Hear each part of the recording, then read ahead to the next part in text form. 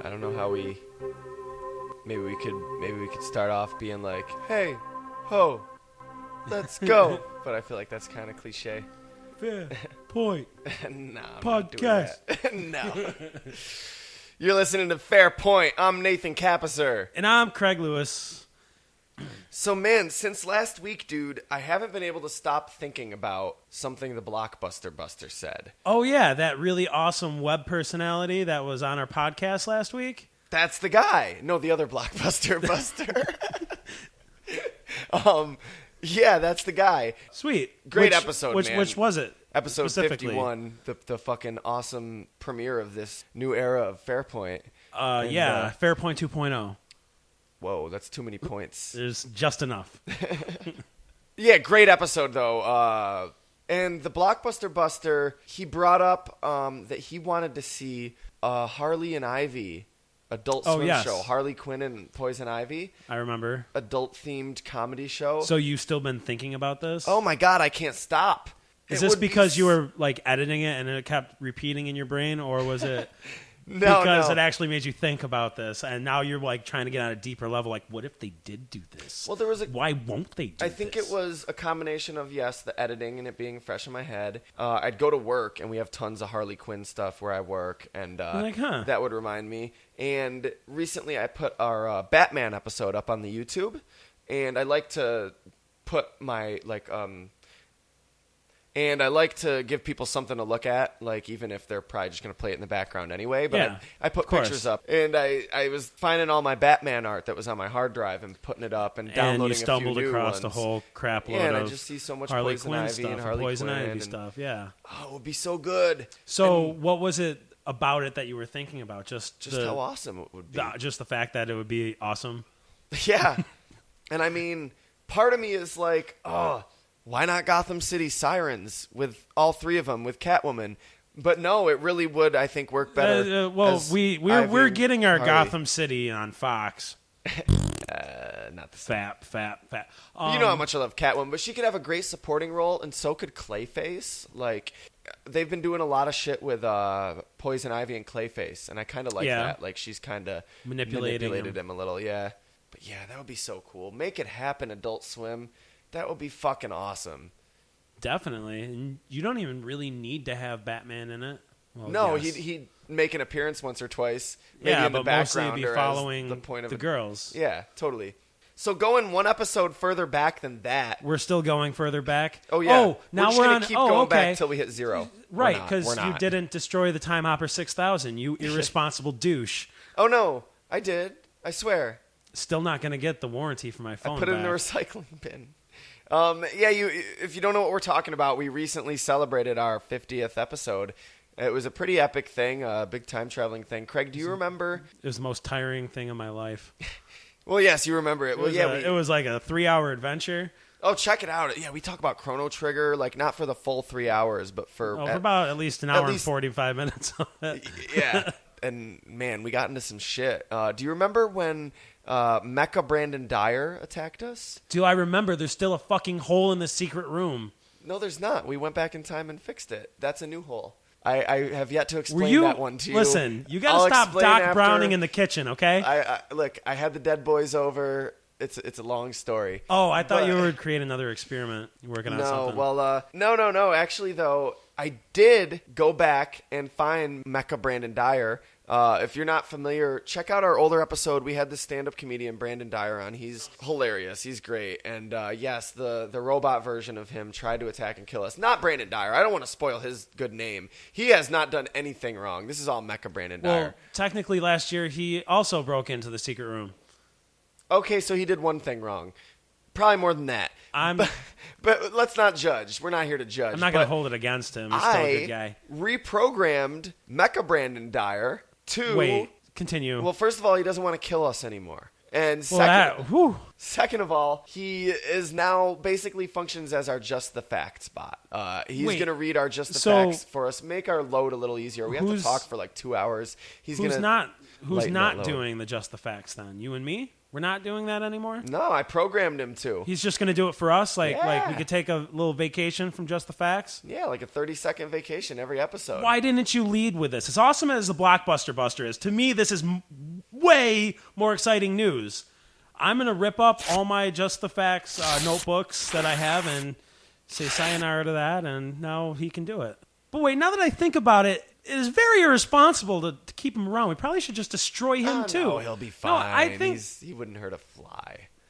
Oh, I did already rip up the books. No, it's okay. I looked in his programming. He's not programmed to hurt flies. Did you reprogram to never give us up? Or let us down? Or run around? I'm working on it, but unfortunately... I don't think I can trust it until you have officially been able to do that. Licensing and intellectual property laws have just... It's a Listen, long if ordeal. YouTube can get around it, we can too.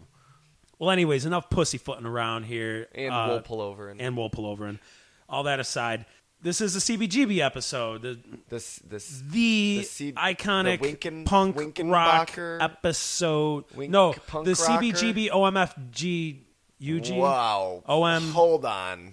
CBGB OMFUG. Craig, watch your mouth. Oh my fudge. What could that possibly stand for? Perhaps, can boys give blowjobs? Oh my fucking unfathomable God. Oh no, not God. You thought I was gonna say God? Yeah, I was gonna say God. Yeah, you can't have God in there. That's we need separation from punk and state. Crooked. All right, never mind. I give up. I was going to try corporate a second bicyclists. Ooh, corporate. That's a good one. Corporate bicyclists. Yeah, like guys that ride bicycles. Corporate businesses give birth on my fucking. Well, always. All right, I give up. We'll figure out what that stands for a little later in the episode. Ooh, underground. That's a good one. Game Boy. No, see, now I'm just throwing words together that start with that letter. So, yeah, that's going to be fun, though. I fucking love punk rock. I love New York punk rock. I love hardcore. This is going to be a fun episode. Yeah, I love all that it paved the way for all the music that we love today, obviously. Oh, no, I love a lot of that music more than the hardcore of today. There's some hardcore of today that I like too. I guess it depends on what subgenre of hardcore we're talking, because I can agree and disagree with you at the same time on that one, depending on what specific bands we're actually talking about. But I mean, I like some Minor Threat shit more than most, Bring Me the Horizon shit and stuff like that. Yeah, and I like the Misfits more than Fall Out Boy. Easy. That was too easy. That was way too easy. You know who I like? Yourself? Well, yeah. I mean, let's not kid around. Me? Yeah, you're pretty cool. You're all right. You're an all right guy. My girlfriend? You better say no. I don't like. You want me to say I don't like your girlfriend? Well, not in that way. I want you to like her as she's just a friend of yours. But don't get any ideas, or this fist will shake even heavier. No, were you talking about One Last Shot? Yeah, we had these guys on the podcast a few weeks ago. We did. Episode 48. A few episodes ago, yeah. The Horror like Showdown that. episode. Definitely. Check it out. We had a bunch of really horror cool icons guys, show and they definitely have that punk feel, the hardcore punk feel to them. They're their dope. Music. And they're well on their way to Warped Tour. Oh, yeah. You should go online and definitely vote for them. You still got some time left. They could make the Warped Tour, and then you'll be voting for somebody that actually plays good there. Yeah, they've done and are doing everything they can do, but they can't get to Warped Tour on their own. They need your votes. It's just where you come in. Nathan, why don't you tell them where they could go to vote for One Last Shot? warped.battleofthebands.com/you/one last shot. And that was you, the letter, not you like you. And since that was kind of a mouthful, maybe this is the time where you go back 15 seconds in the podcast real quick. Just hit that button in the top left. Nah, you don't even have to. Your phone. You don't even have to. I'll say it again. warped.battleofthebands.com/you/one last shot.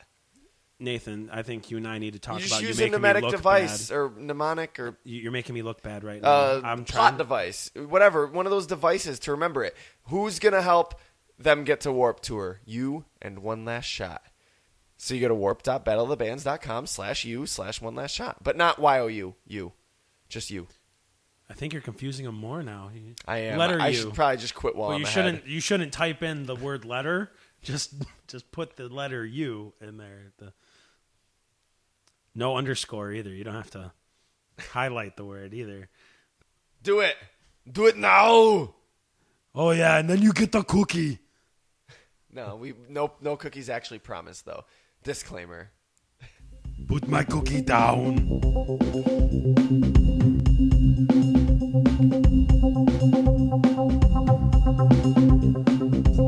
Hi, you're listening to Folks News, and my name's John Johnson. I got a couple of news stories for you here.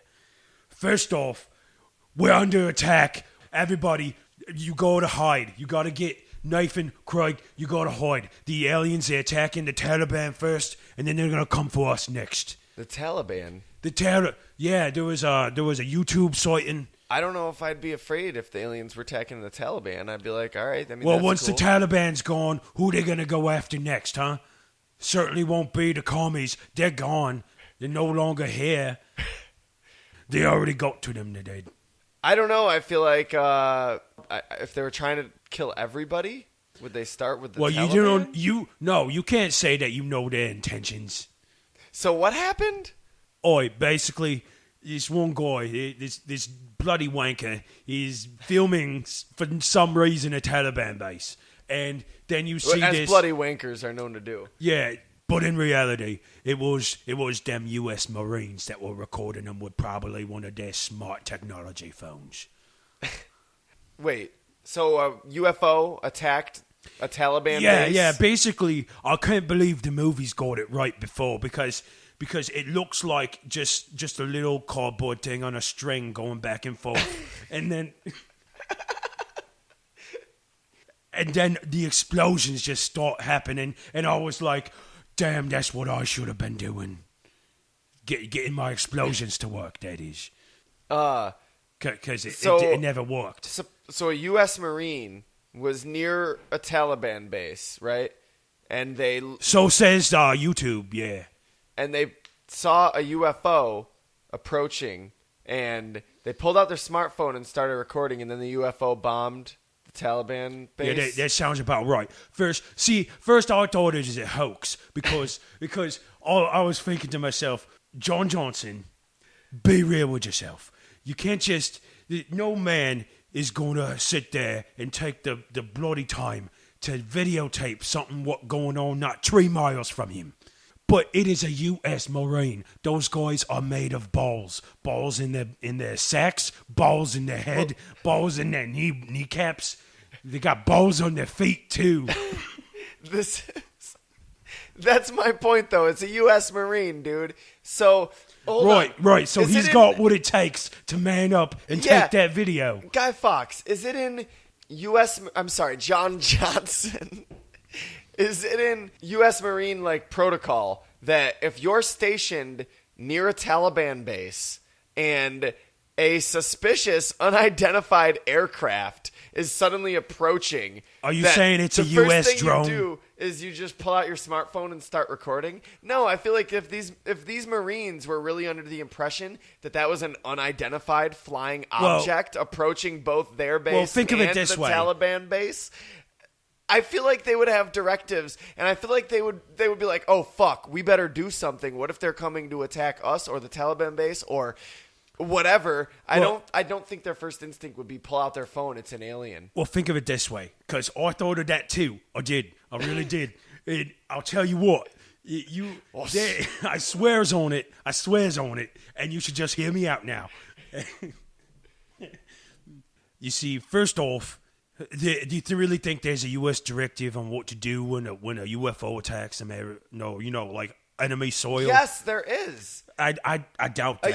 I doubt that because they're still denying anything exists. No, you're okay. What he's you're doing, saying an alien spaceship, Guy Fawkes, not a UFO. There's a difference. When an unidentified flying object that has nothing to do with aliens, that's just saying it's a flying object that hasn't been identified, approaches two important military bases. Come to think of it, U.S. Marines would have certain things they had to do. They're not going to pull out their phone and be like, oh shit, an alien, y'all.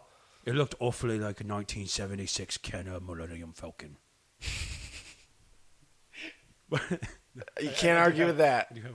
But anyways, so first off, this guy was supposed to call his sergeant to see what to do in this kind of situation because they've never been through any of this before. So, but you got to think they're in Afghanistan in the desert. There's no bars there. There's no bars. So what you go to do is you just got to start taking video. So then you got proof. You got proof that this is happening. And the first thing you do is upload it to the YouTubes.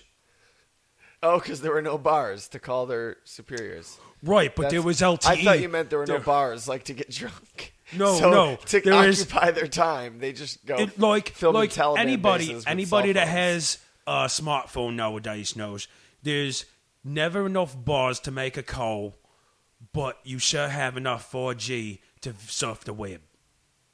That's just the truth. That's just how it is. That's what it's like with my Android. That's how it was in the 1800s. That's how it is now, I tell you. So, this episode of Fairpoint is dedicated to the memory of Sir H.R. Geiger. Oh, Sir? So many... Yes. Yeah, no, fuck it. Let's canonize him. You're canonized. The second man to be knighted here on the podcast. Michael Crichton and his H.R. contribution Geiger. to science fiction is just tremendous. He died last week, May 12th. Horrible, sad story. 74 years old. He died from injuries sustained from falling down. Something as simple as falling. That is awful. He did not have a life alert bracelet. I'm not even going to make a joke about that. I'm just being serious. Yeah, let that kind of... Well, no, he died in the hospital, Oh. Yeah. Should make people like us appreciate our youth. Here in, yeah, definitely. Approaching age 30. I can still walk around on my own, so... Yeah, like, we fall down, we're like, fuck, god damn it. Yeah, we're like, ouch, my butt hurts. I bruised my shin. H.R. Geiger, you will be missed. If you're not familiar, H.R. Geiger was the artist responsible for... I'm sure you guys, if you haven't seen the movies, you're familiar with the Alien franchise, like Alien vs. Predator. Yep. It was Geiger that created those xenomorphs. Yeah, they hired him to create the designs, and a lot of his earlier art, reflected that. It's a lot of really uncomfortable, dark, weird, sexually fantastic art. Yeah, thanks for your contributions, and yeah.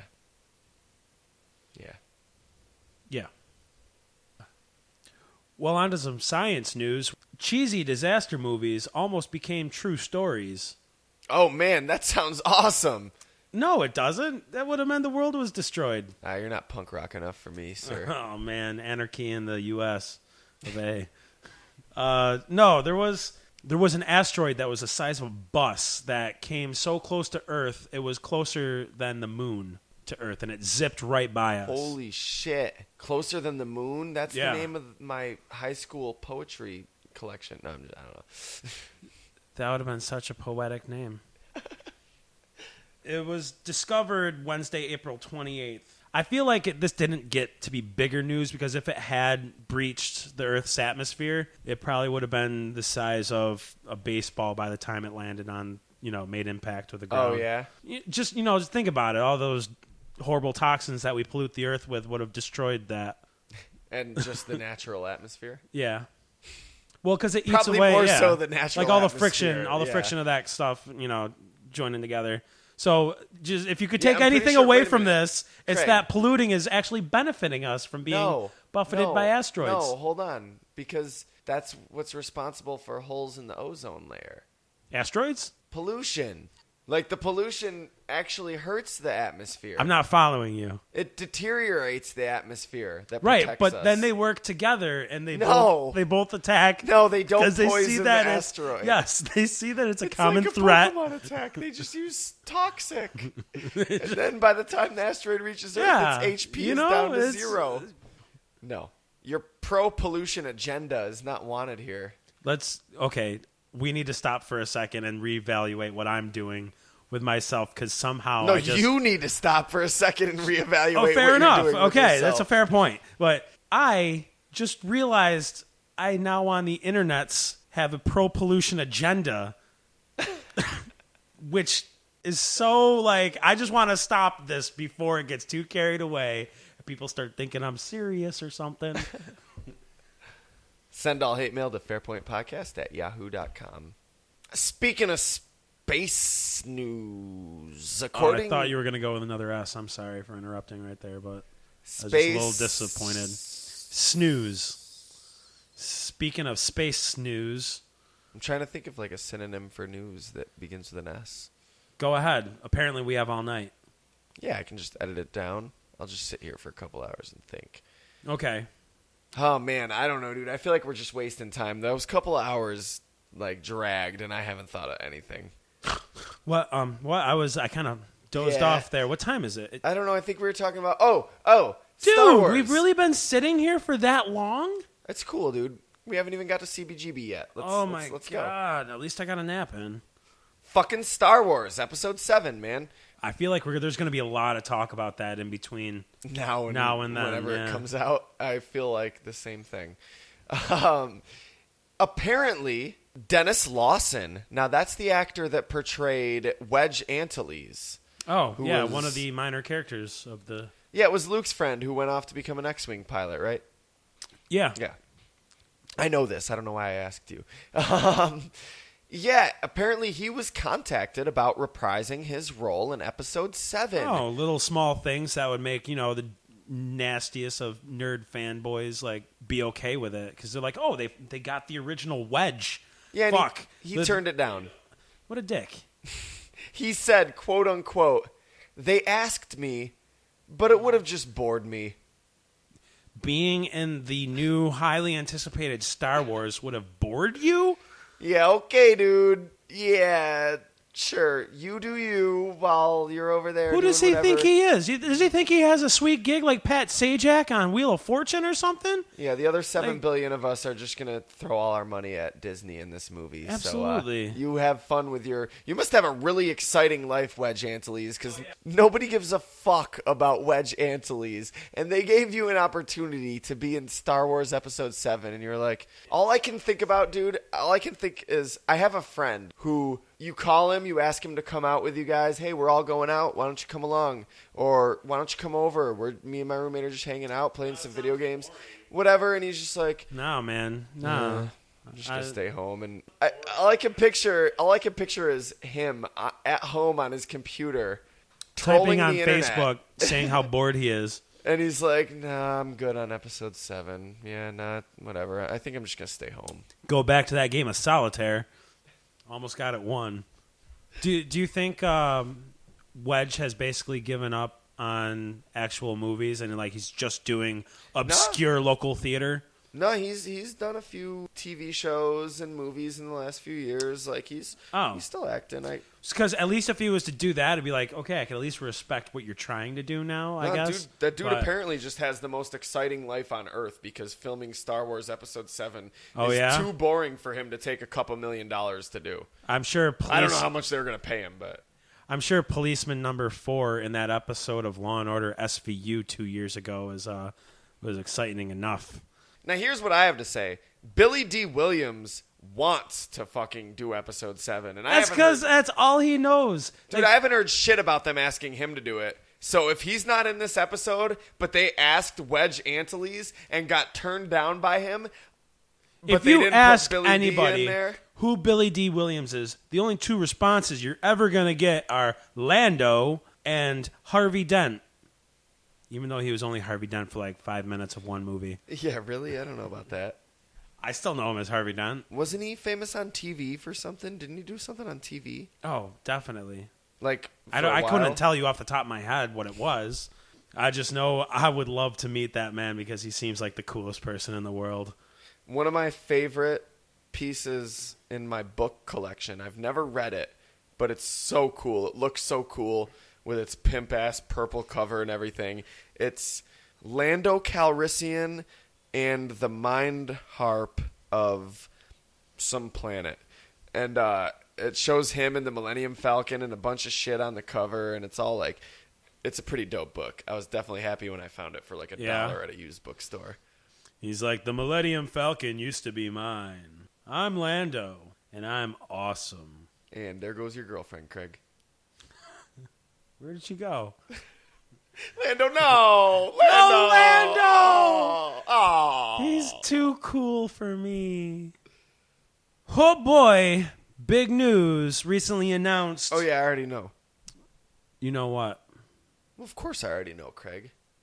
What? What is it that you already know? Go ahead. The news you're about to drop. Oh, okay. No, just go ahead and say it. I mean... No. Since you already know, we don't need to discuss it. Yeah, that doesn't mean our listeners know. Nope, they've now have What about lost. Think of Guy Fawkes? They missed out because of you and you already knowing. Their loss, your fault. All right, word.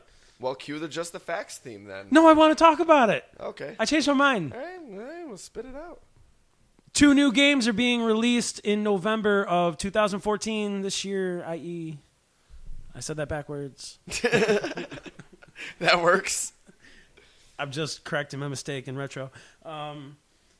They're releasing Pokemon Omega Ruby and Alpha Sapphire. But it says the trailer that I saw, the little teaser trailer, did say that it was a whole new game and a whole new land, and whatever. But they are using the same exact legendaries from Ruby and Sapphire, the original ones. Now, yeah, that is a sort of real big point of speculation in the Pokemon community right now. This may not be Hoenn. Hoenn was the original region that Ruby and Sapphire took place in. And the commercials do say a whole new land to explore. A new world. Yeah. A new world to explore. A new adventure awaits, blah, blah, blah. All right, here's where I'm standing. I feel like people are reading too deep into that, and that was a misstep on them saying a whole new world to explore when it was a remake. So you think it is going to be a revamp? I think. But if it's not, I'm down. If it is, I think it's pointless. Hear me out. Well, why wouldn't they just, if it was a whole new one, why not make 2 new legendaries, Well, those legendaries have to do with the whole Earth. So there's no reason those legendaries should only show up in Hoenn. That's just where they showed up. They're not Pokemon native to Hoenn. That's just where all that shit went down. Okay. You get what I'm saying? Yeah. Like most of the other just regular Pokemon. How come they haven't shown up in any of the Because it already later happened. games? Already happened. Maybe it's about to happen again. Maybe some shit's about to go down again. Mm-hmm. I don't know. Maybe it's a sequel. Maybe it's connected to Team Flare. Maybe it... Because there was Team Aqua and Team Magma. Yo, Team Flare can eat a dick. But they are not stylish. Those suits look ugly as fuck. Ugly AF. Let's just stay on topic. This is where I stand on it. Oh, yeah, don't get me started on Team Flare. Hate those little bastards. Red and Blue were remade because you couldn't trade any Pokemon from the original Game Boy games to a DS game. Only Game Boy Advance. So that's why they remade them as Game Boy Advance games. Okay. Well, to interact with the other Game Boy Advance games. But very soon it became DS. Then Gold and Silver were remade because They were Game Boy games, so they remade them as DS Heart games. Gold and Soul Silver. Yes. Ruby and Sapphire are Game Boy Advance games. So there still is a legitimate way for you to play Ruby and Sapphire on your Game Boy Advance and then take those Pokemon you raised and move them up to X and Y. You can totally still do it. Right. So I feel like there's no reason to arbitrarily remake Ruby and Sapphire. Because you can actually physically do it with the current Ruby Get and a copy of that game and play it, man. But is the Heart Gold and Soul Silver now? What's the difference between that and the Gold and Silver? It's the same game. It's literally the same game. It's a remake. That's all it is. It's the same game. Storyline-wise, it is the same exact game. It doesn't. In a way, aren't all of them kind of the same game? Well, no. What there is a timeline and history to the Pokemon universe.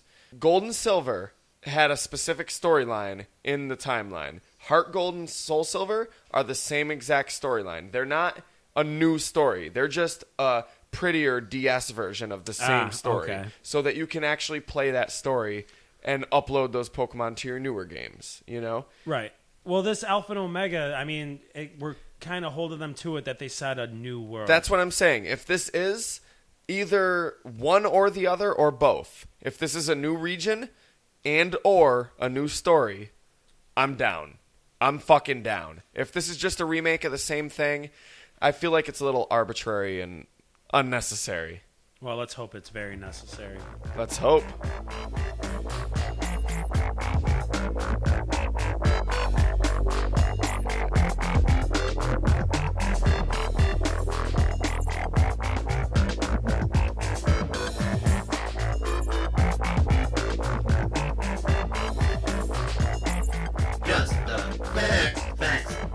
CBGB was a music club founded by Billy Crystal.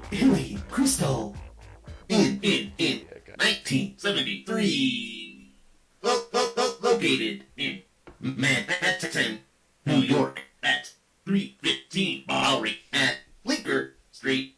Though originally intended to showcase country, bluegrass, and blues, it quickly became synonymous with the rise of hardcore punk and new wave. So this club was founded by a man... Hold on, stop for a second. I'm sorry. I am not... It's going to take me a little bit to get used to the Just the Facts bot. Yeah, get used to it, Craig. He's not going anywhere. Well, good. I'm tired of... Yeah, good. It sounds cool. So yeah, the club was founded by Hilly Crystal, and Hilly Crystal was a man who was born in 1931. He spent most of his life in New York City and New Jersey. Yeah, he was born in New York, but raised in New Jersey. They moved right after he was born, right? Yeah. But he moved back. He moved back to New York. And eventually he became a singer in a male choir and started experimenting with playing folk songs, but... Oh, he actually sang at Radio City Music Hall. With the choir, right? With the choir, yeah. Yeah. Which is cool because I've been there. And that's why it's cool? And that's why it's cool. I've been there and I saw Coheed and Cambria there. Whoa, Coheed! And that's why Punk rock. That's why you're cool, Hilly Crystal. And that's why you're cool, Hilly Crystal. Because you performed at a place that I've been. Well, he did play some solo music, some rock and roll, if you can consider folk rock and roll, and eventually decided performing wasn't really for him, and decided to manage clubs from that point on. Oh. So yeah, he managed a really popular jazz club that had a lot of high-profile, performing acts, and in the 60s... Jazz club. Oh, that was when he co-founded the Central Park Music Festival, right? It was sponsored by Rheingold Beer. Rheingold Beer? Yeah, that was exactly what happened. I'm good like that. Yeah, they ran that festival for a while. Yeah, up until 1976, actually. But in all honesty, Hilly Crystal only partook in it for the first few years. Partook in it, meaning... You don't mean played music. You just I mean setting it up, had something to do with handed over the putting reins. it out. Yeah. Okay. It was actually when they changed their sponsors. He just stopped being involved in it. He was like, nope. Yeah, I don't like Rolling Rock. It was Rolling Rock. It was? No, I don't know. That's a shame because Rolling Rock is that's pretty tasty for PA beer. So yeah, Hilly Crystal was running another bar in the West Village, which was just called Hilly's. Eventually, complaints from all the neighbors about the noise ended up forcing them to close. Oh, come on, you tightwads. Who cares? You got music playing for free in your neighbor's place. I don't care if you're trying to... Yeah, but it was in a nice area of New York City. So that ended up forcing him to shift his focus to his other bar, Hilly's on the Bowery. 315. If nobody probably understands this, but that's our area code. Yeah, right. And it's right there on the fucking awning of Yeah. CBGB. Yeah, that's awesome. 315. And I'm like, the first time I saw that, I was like, wait, what? How is that connected to me? It's got to be connected to me in some way. Yeah, a couple seconds later, I was like, oh, it's the address. Day. Well, yeah, he changed the name to CBGB And OMFUG, which stands for... Country, bluegrass, blues, and other music for uplifting gormandizers? A gourmandizer is kind of like a glutton, like Yes. somebody that just eats more than they need to eat. Just But he kind loves of eating food. put it that way as like a music glutton, somebody that just wants more and more music. He described them as a voracious eater of music. If anybody can describe it that way, it'd be Hilly. So yeah, this place was underneath a flop house. People really didn't care about the loud music. There was mostly just drug addicts, disabled veterans, alcoholics, mentally like impaired, a bad unstable neighborhood, people. right? Yeah, just derelicts everywhere. People passed out on the sidewalks drunk. There were muggers would frequent the area so they could prey on the old and drunk, and really they didn't pose much of a danger to normal people. Right, because they're just dumb junkies. Yeah, they wouldn't really fuck with you if you weren't old and If drunk. you were sober and, under Sober and 40. virile. Under 40 and over 15. So, obviously, he started this club with an intention to host country, bluegrass, and blues. Yeah, he said it was because that was what was popular at the time. And I think it was CBGB before it was CBGB And OMFUG. yes, I believe you're right on that as well, because he thought he would try to get, some of those acts in there and make money off of it. But it kind of went in a different direction, and thank God for that, honestly. Well, he had two rules for booking bands. Number one, they had to play their own original music, and number two, they had to move their own equipment. Obviously, the music rule, it was twofold. Yeah, it was kind of like he didn't really want to end up paying royalties, sort of, for people covering music. Yeah, because, and this is important, live performances, playings of clips, all of that is considered a performance. Yes. And if you don't own what you're Playing. you gotta pay for you that. You have to have licensing rights. So, yeah, he didn't want to pay royalties. Oh, yeah, a whole lot of money. That's what we're talking about, is the money. But it wasn't just that. He really liked to encourage bands that were dedicated to the music. So, he didn't want to have anything to do with people that just wanted to get girls and play the latest, rock fucking pop songs. Yeah. And just, go out there and be in a Like band. what I kind of hear at more local bars around here that have more local acts that don't play any of their own music. Yeah, local acts to every, that, local bar. Everybody knows it. Yeah, of course, like you said, everywhere. He wanted to encourage bands that were really and that's cool because in the at the time there weren't a lot of venues for kids to get out there and just play their own shit. Like it was either you already had to be a big star or you're just nothing, and it gave all these kids the confidence to just get up on stage with their guitars. Like, well, a lot of it too was the style. I mean, they weren't playing the style it wasn't what of was music popular that people wanted to book that was gonna. But it became as far popular. As they were concerned. Also, I mean, it's funny that it's kind of like he wanted bands that were really dedicated to the music. And a lot of these bands, and I don't mean this as a detriment to them or anything, if I'm using that word correctly, but a lot of these bands were more dedicated to, they really needed to get this voice, this idea, or this attitude, or any of those in conjunction out. And a lot of the music often was really simple, a return to very simple, basic chords of rock and roll and just loud and simple fucking... It was more about the energy of the band playing. New York hadn't really developed like its own punk rock scene at this point. There had been punk rock bands, but I didn't even mean to say punk rock fewer scene. and further between. I took a misstep when I said punk rock scene. New York hadn't developed its own scene. Like, it pretty much followed music trends from England, imitated the West Coast. And around this time, though, Andy Warhol started getting big. You know the artist? Yeah. He was the one that painted a can of soup. True, but it had a much bigger effect on New York than that. I mean, that really did kind of kick off. Oh, he did a lot of drugs, too. Oh, yeah. Yeah.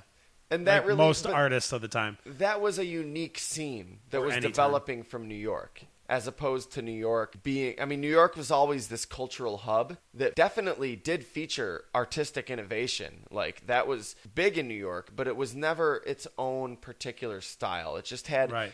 everyone from everywhere. And with Andy Warhol and then eventually like the Velvet Underground, you know, really like New York started kind of having its own style indicators. Its own scene, and it was the punk scene. It was the new wave rock. I mean, a lot of famous bands now, they came out and said they owe everything to like being able to start off at the CBGB. Totally. Being able to get their voices out there and be heard. You know, up until this point, like the California and like San Francisco scene was all this like flower power, hippie shit. Right. No, dude, it's awesome. I love it.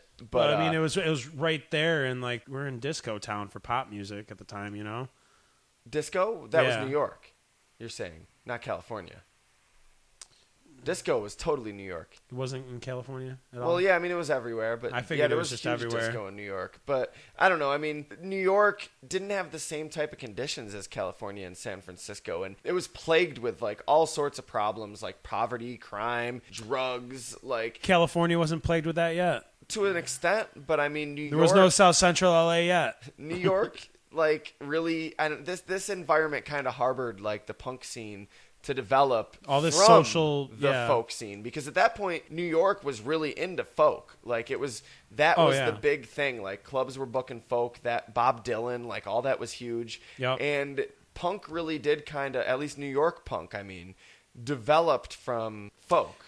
So some bands that really got their start, like played at CBGB in their early days. A lot of really fucking big names. We got the Ramones, Talking Heads, Blondie, the Misfits, the Dead Boys, Television, Patti Smith, B-52s, like a lot of fucking bands. Do you listen to any of these bands, Craig? Not on the regular. I do appreciate most of the music. I like... Let's go through the list. Okay. Let's go through the list. Okay. All right. The Are Ramones. you just going to be calling me out on this shit? Both of us. Okay, both of us. Verdicts. The Ramones. Verdict. I first heard them probably as a kid in a car commercial, you know, like with Blitzkrieg Bop. Hey, oh, let's go. You know, but and I loved that as a kid, but I don't like listen to them on the regular.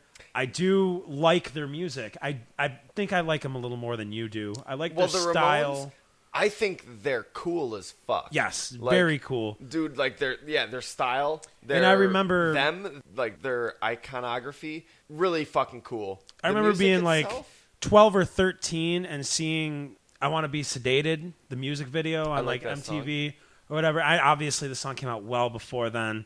Before I was 12 or 13, but that's when I saw it, you know? And I remember really enjoying the song. Here's the thing, too, man. You can't name a Ramones song that I'll be like, no, I don't like that song. Except maybe Rock and Roll High School. Fair enough. But, like, no, you're not going to name a Ramones song, and I'm not going to be like, oh, I don't like that song. Like, of course, all their songs, like, are likable. But to me, they're kind of like the Beach Boys of punk rock. Does that make sense? They're long-lasting? No. They're... no, that doesn't make sense. Really? It doesn't make sense? Like the Beach Boys of I punk... thought it would be self-evident. Yeah, dude. Okay. Just like they're like, bop, bop, bop-a-doo, bop, bop. Oh, okay. These are our fucking songs. Only they don't like to do mostly harmonizing bullshit. Yeah, they don't harmonize. Instead of harmonizing, it's loud rock and roll. Exactly. Replace the harmonization with loud rock and roll, though, and I think you've got the same type of songs. Oh, they should. I'm following you now. I was about to call you a ninny, but you redeemed yourself. Never gets old. No. Our listeners probably disagree, but we fucking love it. I know my girlfriend disagrees. Really? Yeah, because I do it around her constantly, and I annoy the crap out of her just with it. Blondie, verdict. Not a fan. No? No. I know you are. You actually Blondie. are a Blondie Blondie's fan. Awesome.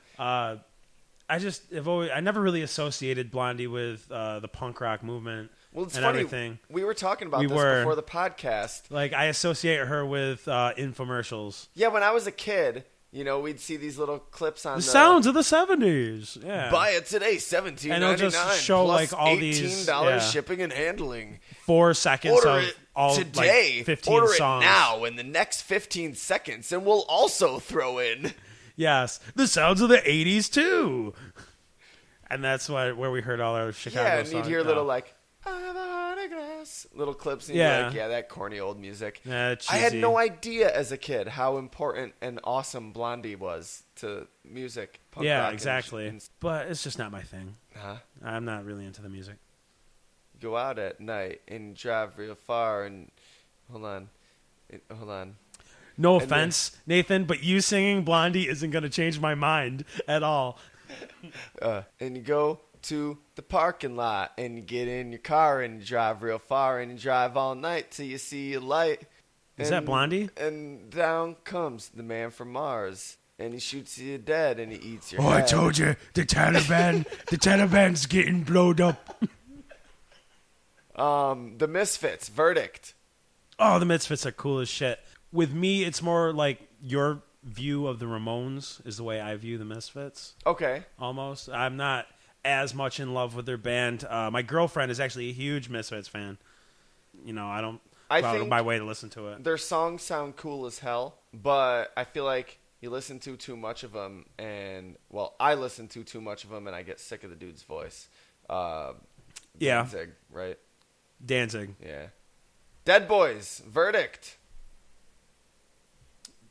There's some fucked up, really crazy dudes. The album's fucking amazing, though. Yeah, they're young, loud, really and snotty. cool. Is it? What? I love this album so much that I don't remember its name. That's because I'm fucking punk rock. Fuck you. Yeah, you don't need to remember its name. That's what punk rock is. Who cares? Dude, that album's fucking brilliant. I love it. I don't know. No, it's not brilliant. It's just fucking punk. And I'm not going to say any foreshadowing or anything, but Cheetah Chrome looks an awfully like Ron Weasley. Oh, yeah? Yeah. Okay. Just making that statement. Ron Weasley from Harry Potter. Yeah, I just don't know. Looks like him. I'll take your word for it. Television. Verdict. You ever listen to Marquee Moon? No, not really. Oh, it's so good. Probably things I'm missing out on from. Listen to download, buy. Marquee. Buy now. You iTunes. It's iTunes. fucking iTunes. punk rock. Break into a Best Buy and steal it. No, I'm just kidding. Just kidding. No, you got a very good idea. If and then when they stop you, just be like, what? I'm punk rock. Oh fuck. He is right though. And then it's the Bobbies. It's the Canadian Bobby, eh? I lost. It's the Canadian Bobby, hey? Oh, he is punk rock though. Oh, he is pretty punk rock. He's going to scare my kids. Oh, I guess you're right. I guess boy in a punk Hey, rock you album. stop it there. You're going to cause some property damage. I'm usually pretty good at Canadian. I can't do Canadian today. Oh, no, not for today. No, not today though. No, not today, eh? Oh. Oh, no. Oh, no. That's some discomfort. The Patti Smith Group, verdict. Another one I never really listened to. I didn't know as well as some of the other bands.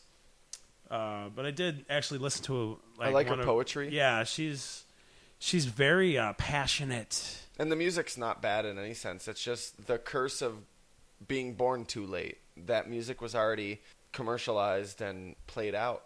Oh, is Patti Smith part of the Smiths? Because if she is, I'll buy all her albums right now. I'll steal them from Best Boy. I will. What I'm going to do is I'm going to blow up the front entrance of Best Boy.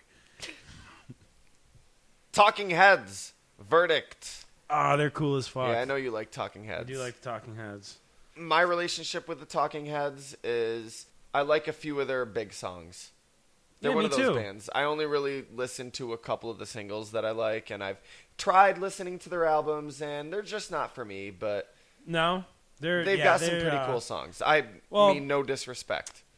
Like one of my favorite songs from the 70s, like if I had to separate them in the genres, would be Psycho Killer. That's one of their big songs. Yeah, obviously.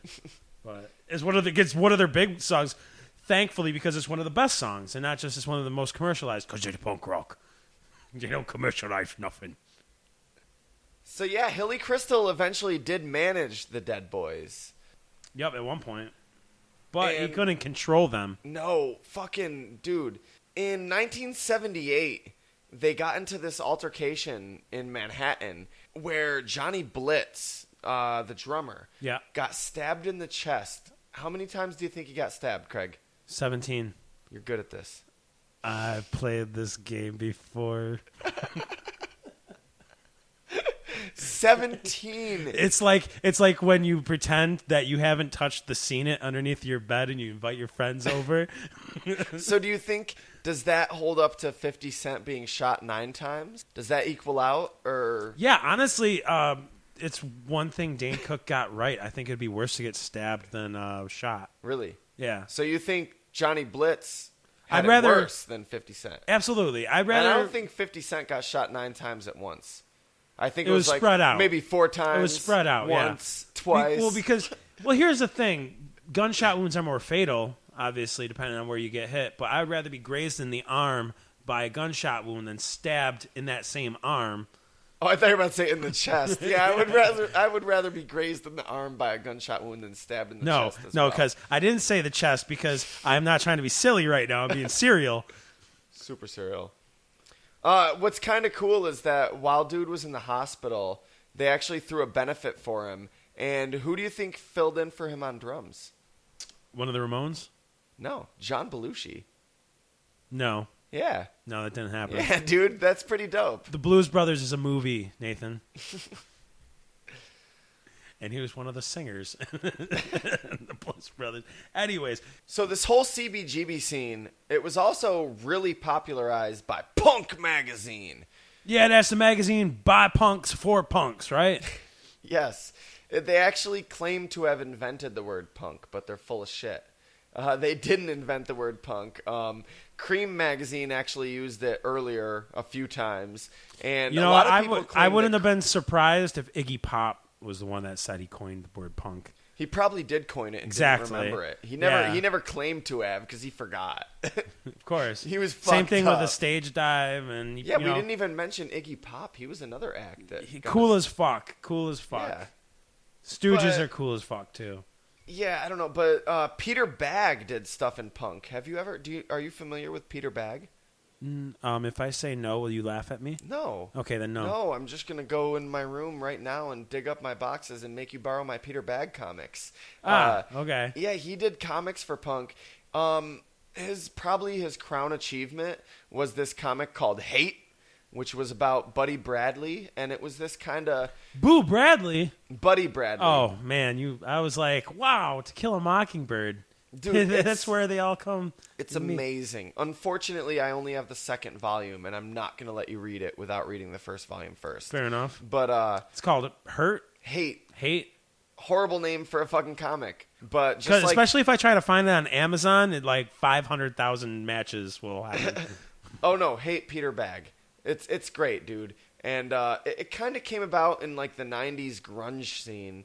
So it's got a lot of that in it, but it just perfectly displays disillusioned Generation X, fucking working class people and their drama and their issues. Generation X? It's great. When did that I thought that started in the 90s. There's no serialization. There's no 3-act structure. It's just this dude and his life.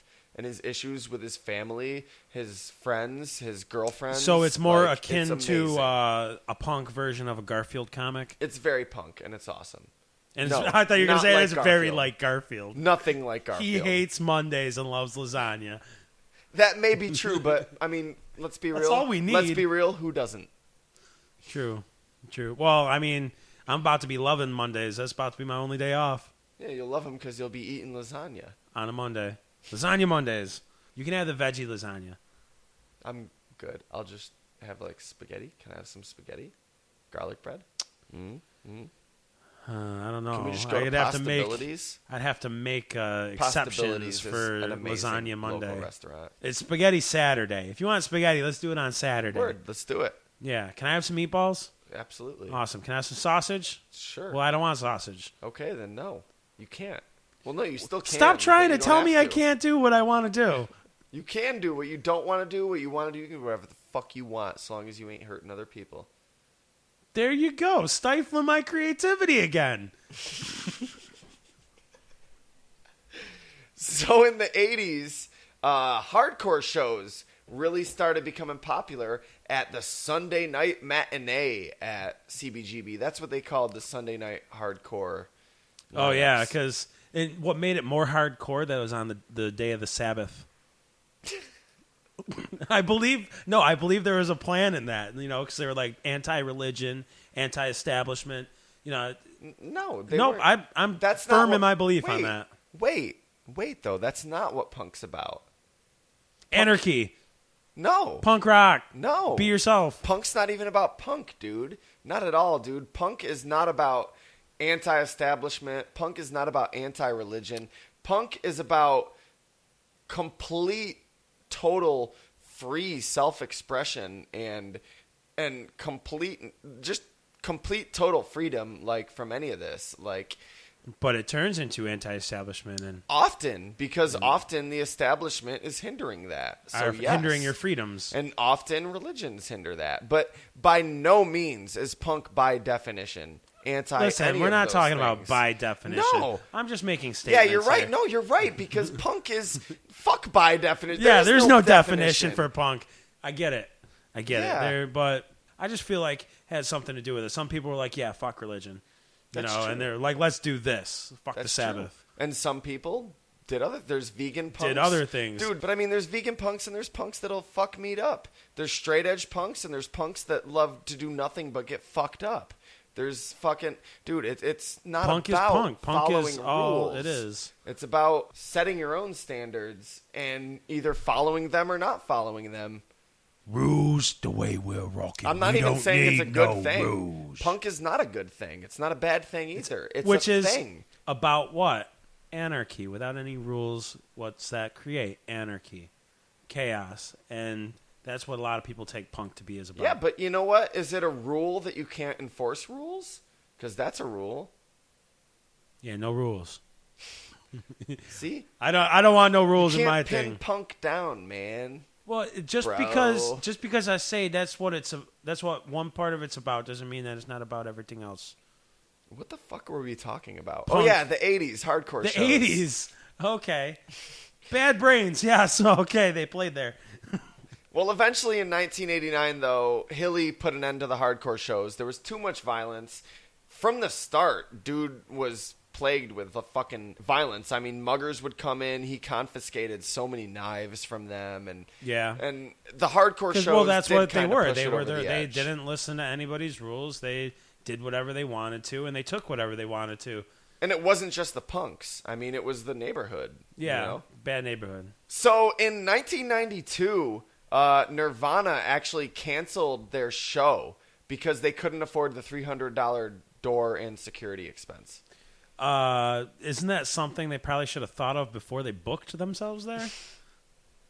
Nirvana, you're odd. Now that is probably like, I know they're grunge, but that was pretty punk of them. like whatever we'll play. Oh fuck, we got to pay money. Nah, never mind. We're good. We're good. Earlier, before that, it was said that there was a secret show played in 1991 by Pearl Jam, just for the fan club. It's a Pearl Jam fan club. It's a secret. Jeremy's fallen. Greg, it's a secret. It's not a secret anymore. Yeah, that's what we do on Fairpoint. Little did you know. We blow the lid off of conspiracies. Yeah, Pearl Jam. Bet you didn't think anybody else would find out about that. Unfortunately, also in 1992, Dave Matthews Band Are you really? There. And are you really though? Because I was about to say that too. Really? What I just said? All right, hold on. Before we even Dave Matthews Band, let's talk about Can we not? Jive about Dave Matthews Band? Okay. I'm not a big Dave Matthews fan, but you cannot say that Dave Matthews Band is not a good band. I don't like him at all. I didn't. Really... No. You can totally say you don't like him. They're Like effective. I like a couple songs, but I don't even like a couple songs. That's fair. That's fair. You don't have to like them. They have a huge fan base. Dude, I totally get it, but you're really going to say no, I don't want you to say you don't like them. You're really going to say they're not a good band? I feel like if I did, it would go against everything I've lived for the last 10 years. I don't understand.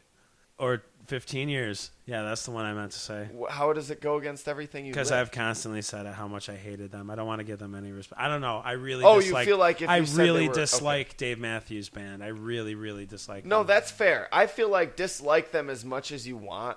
They're a very talented It's funny. Group of It's funny though. individuals. There are things I dislike, but I will give them credit for what they've done. But it's not. I don't think I can. Okay. I can give them credit for being very successful. My perspective, very, very successful band. Okay, I don't think that's fair, man.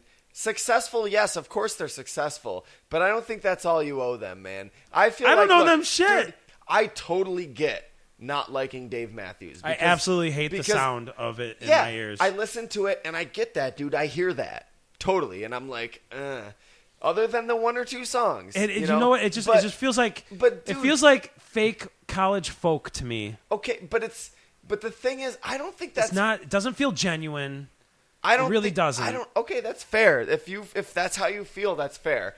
But I don't think that's fair. Like, I feel like is it fair or is it not fair? I don't even know what's going on anymore. I feel like their style. All I know is I gave Dave Matthews a blowjob in front of the Statue of Liberty. Oh, all right. In 1994. All right, Queen Zeal.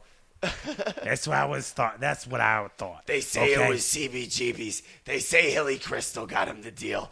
But listen, it was really me. I worked out a threesome between me, Hilly, and Dave. I'm not too proud to let that scruffy motherfucking nerve herder take all the credit for Dave Matthews. But we say that. Let's be honest. I say that because that's a very derogative word for other people to call them a scruffy nerve herder. Look, if you want a nerf herd, that's your business. But look, I feel like Dave Matthews, man, they are talented. While their songs do sound very tame and often bland, they don't just do the same old shit that's expected of every rock or pop band. Okay, I'm going to give them this. Since for what they are definitely very good at live performances. Because they're one of those jam bands that'll sit there and take a 3-minute song and turn it into a 15-minute There's nothing spectacle. wrong with that, though, man. No, I'm not saying that there is. That's what I'm saying is one of my favorite folk bands / indie bands, whatever. I don't even know about genres anymore, but is My Morning Jacket, and they do the same thing. So it's not saying that, and that's not the reason why I hate them. I'm saying that's one of their upsides. That's one thing I was actually giving Dave Matthews Band is that they can do that. They're way better live experience than on a record, which you really can't say for a lot of bands, honestly. Oh my God, I'm giving them credit. We should just move on before you have a mental breakdown, right? Look, okay, this is basically what happened, okay? Hilly Crystal was so impressed at Dave Matthews' sound check that he called every major record label, and only RCA showed up. Yeah, if only they stayed asleep that day. They decided to sleep in. Unfortunately, the club did fall on some hard times in the 2000s. Crystal was billed $91,000 for back rent. Jesus Christ. Right? And yeah. What he said was that he wasn't informed that there was an increase in his already $19,000 a month rent, which is a lot. Yeah. I don't know about how you rent businesses and how those leases work, but that just sounds like a lot to me. Dude, that's a brand new car. When he started out, granted this was the 70s, but his rent wasn't that different from my rent for this shitty apartment. He should have got that shit rent controlled at the time. Yeah, he tried to fight the decision. He tried to get historic landmark status, but to no avail. Well, I mean, he could have kept fighting it, but they agreed to let the club stay open for 14 more months. after the lease expired, let him go on with his life, and eventually he just dropped his efforts and made the agreement. And well, the last week of the club being open, there was some electric performances there. Bad Brains, The Dictators, Blondie, Jobless Bob, Bouncing Souls. They all, played sold-out shows that last week. Was Alan Jackson's show on the last week there? Actually, I believe there was. Which, I give a fuck about Alan Jackson. But that's kind of cool, seeing as it is called country, bluegrass, and blues. Right. The final concert, right before the club was closed on October 15th of 2006, was performed by Patti Smith. Woo-woo, Patti Smith! Yes, what you said. She got plenty of, well, I don't want to say help, but a lot of people accompanied her for guest spots throughout the concert, like Flea from the Red Hot Chili Peppers, Television's Richard Lloyd. They even played a tribute song for the Ramones. Blah, blah, blah, blah, blah, blah, blah. Hilly Crystal, actually, he originally planned to move the club all the way to Las Vegas, Nevada. Oh, it'd never work out there. Well, he was going to strip the whole club down to, like, bare bones. Just, dude, he said he was going to bring the urinals. Basically, this is a direct quote. We're going to take the urinals. I'll take whatever I can. The movers said, you ought to take everything and auction off what you don't want on eBay. Why not? Somebody will. He was going to strip it all down, but unfortunately, that never came to fruition. Yeah, unfortunately? Unfortunately, yes. Did I say fortunately? I don't know. You asked me unfortunately? Unfortunately? Yes, of course. Of course, unfortunately. Nowadays, it's owned by fashion designer John Varvatos, the retail line. Oh, yeah, I'm John Varvatos.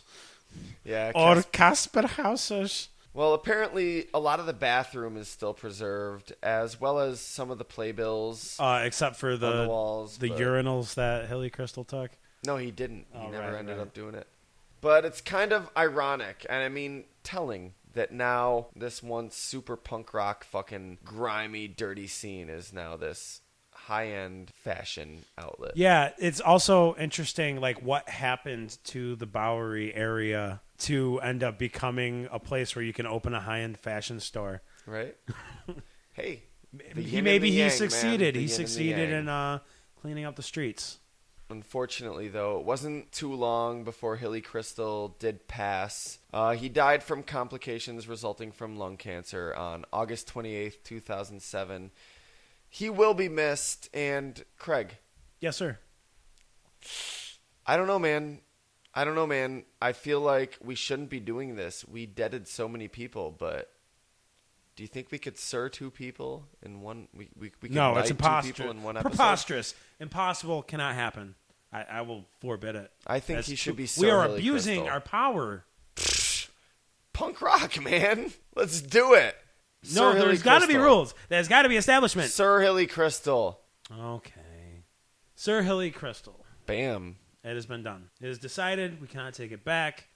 He deserves it, but I do feel like we're giving it too much now. Like if we get to a point where we're canonizing people on every episode. No, but dude, Hilly Crystal? He does deserve it, Mr. Grandfather of Punk. No, you know what? No, you're right. Let's canonize the CBGB. That's the biggest disrespect we could do. To take a fucking punk rock icon and knight them? Fuck that. You are not a Sir Hilly Crystal. You are just the fucking awesome dude Hilly Crystal. You are now officially awesome dude Hilly Crystal. Yeah. Who else is going to get that fucking designation? I'll tell you who. Nobody. Certainly wouldn't be Patti LaBelle. No, nobody. Yeah. Patti LaBelle will get her own designation. Yeah, it certainly isn't going to be Janis Joplin. Nobody, just Hilly Crystal. In 2012, CBGB was relaunched as the biggest music festival in New York. Well, in New York City, at least. It will be held this year, October 7th to the 12th. And where? Times Square, right? I don't know. Times Square. Is it? Well, it's not at the Bowery, 3 and 5, right? No, it's not. They're not going to play in a high-end fashion store. If I die, bury me inside the Gucci store. If I die, Baby me and the CBGB Stowe. I don't know what that was, but it was not punk rock. Well, this morning I had one little bit of research that I hadn't quite done yet. It was a CBGB movie. I had heard of it coming out in like 2011 or 12. No, it was 12 or 13 tops. Well, no, when I had heard of it coming out. Oh, okay. And then it came out in 2013, and it came out rather quietly because I never ended up seeing it, and it took forever. And then it wasn't until it wasn't until we decided we were going to do this as our episode that was like, holy fuck! There was a movie that came out last year that I totally forgot about that I wanted to watch, and I am glad that I watched it because honestly, I think I can watch Alan Rickman do just about anything. Well, that's fucking definitely true. Yeah, he can play a German terrorist, he can play a wizard teacher, and he can play a club owner. Now, here's something that sincerely confused me, though. I'm watching this movie, and it doesn't really hit me until about halfway through. Oh, he could also play a metronome. Alan Rickman is Alan Rickman, mumbly British Alan Rickman. It's not quite. And Hilly. then suddenly it might not really be Hilly Crystal, but it was Alan Rickman. Hilly Crystal wasn't British. And wait a minute, even in the realm of this movie, Alan Rickman's talks like Alan Rickman, like he just came off the boat from England. His daughter I do not know what you're talking about. No, but his daughter speaks with this total Brooklyn accent. I'm going to be keeping a track of your books. And his mother's just a little bit of a Jewish mother, not too Jewish much, Long Island mother. Just a little bit. Yeah, why wouldn't you come in and eat your pretzels? I made you a sandwich. Sit down, sweetie. What the fuck? Like, I was so confused. I was like, wait a minute. I took it too far. Why is Hilly Crystal... No, you didn't take it too far at all. I was just so confused. I was like, okay. Hilly was British, his daughter was Brooklyn, and his mother was kind of Jewish. It was distracting for the rest of the movie. But I don't know. As a movie, though, besides that, what did you think, Craig? I thought it was pretty cool. Like I said, I can watch Alan Rickman do anything.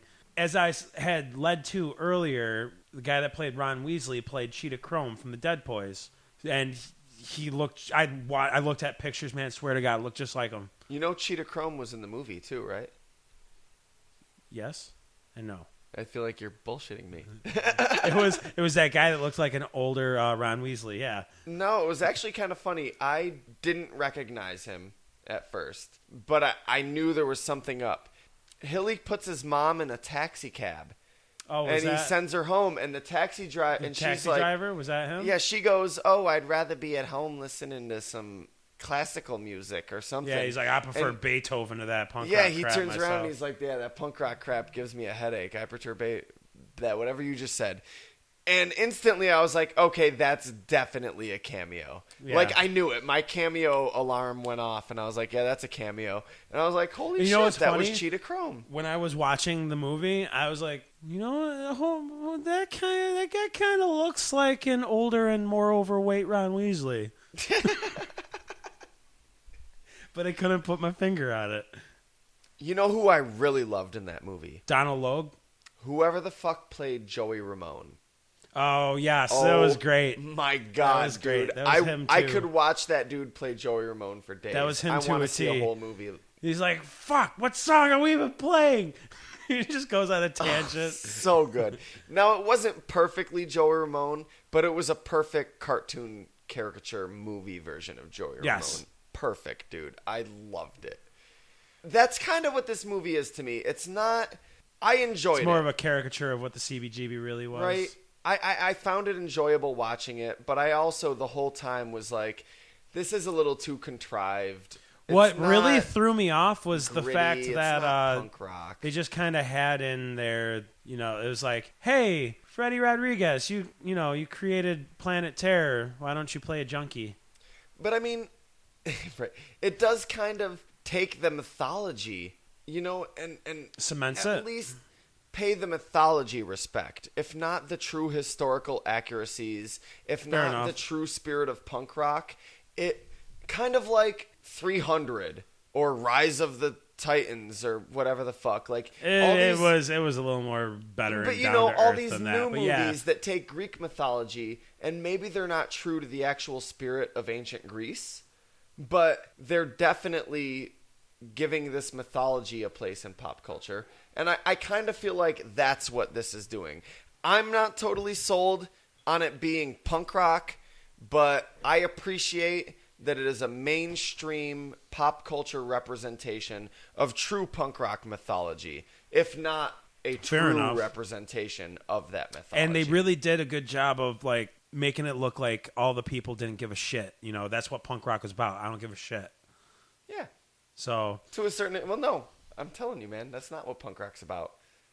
Sometimes being free, not giving a shit, not taking any control. Dude, sometimes punk rock is about nothing more than giving a shit. And sometimes punk rock is about not giving a shit. So we're just going to continue with this. You trying to make me look bad really, throughout the entire episode. It's just you like, oh, no, but you're wrong. Well, that's punk rock. What the fuck do you want from me? Stop being punk rock. Be my partner again. I thought we agreed we'd never talk about that on air. Talk about what? Oh. That wasn't what I meant.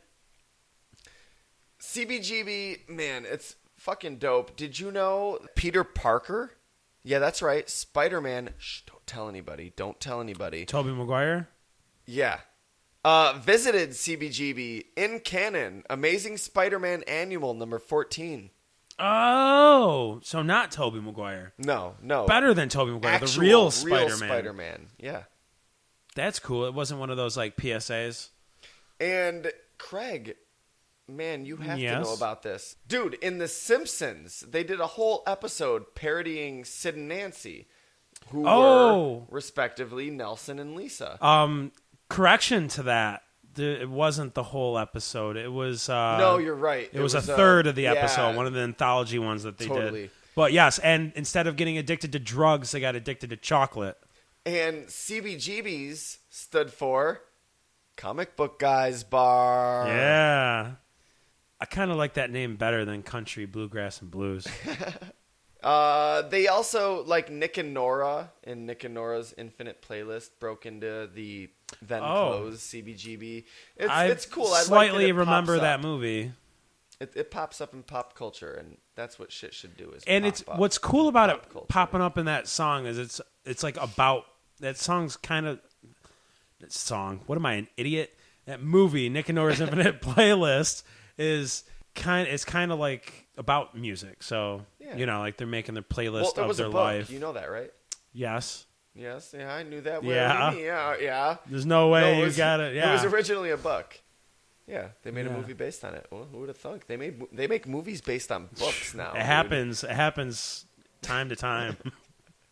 I'm pretty sure RoboCop was a book. You know what?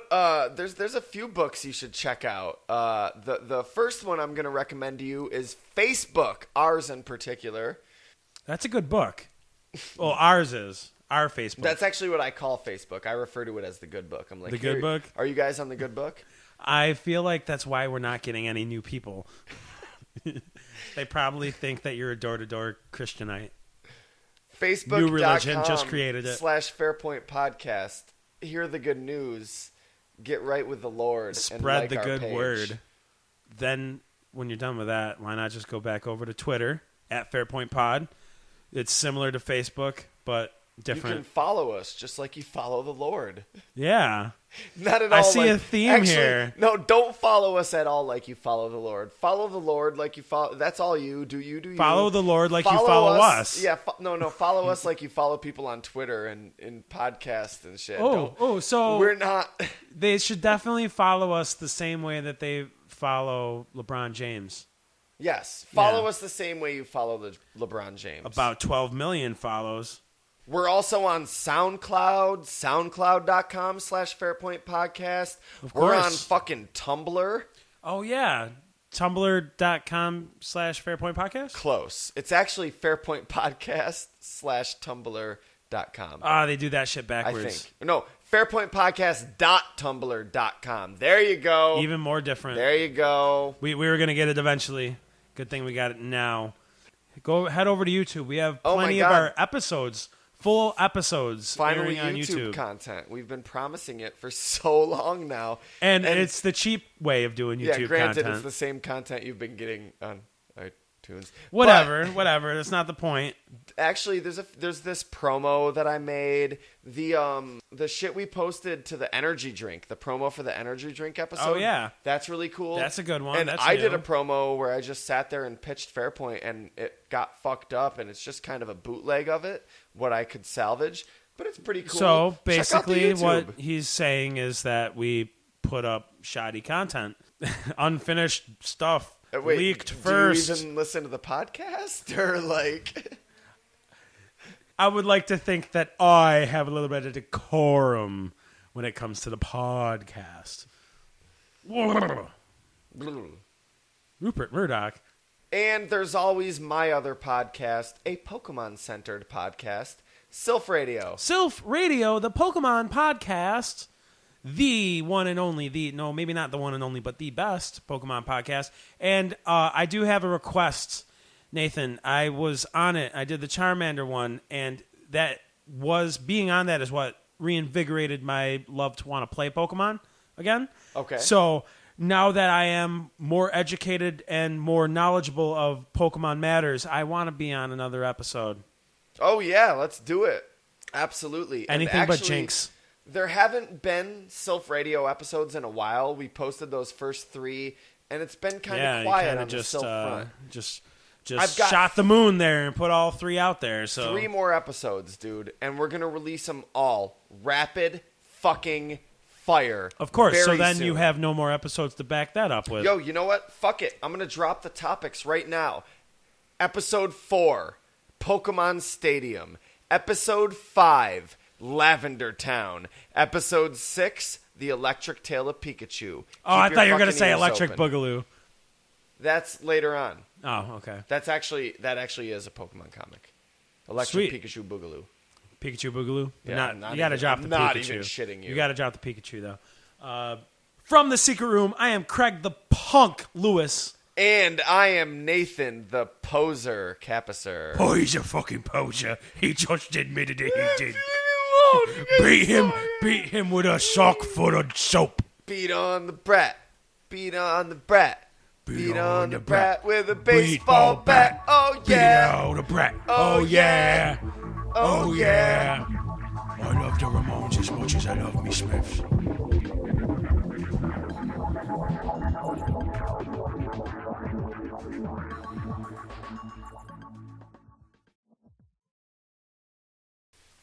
I think that's good for this. Are we able to move on now? Yeah, I can't believe we got so much out of that. Yeah, it was great. That was awesome, dude. Dude, the Todd, like, Guy Fawkes 5. Guy Fawkes 5. It's been a while. 5. Fawkes 4. You don't look a band from the 80s. I'm saying it's just slapping the Guy Fawkes 5? You're a fan of my Facebook page from the band? So far, we only have 2 members. But it's me and Casper Hauser. No, it's me and a Smiths album. in the radio. I unplug my headphones halfway, and it sounds like it's karaoke. And then it's me singing over the sweet, sweet tunes of the Smiths.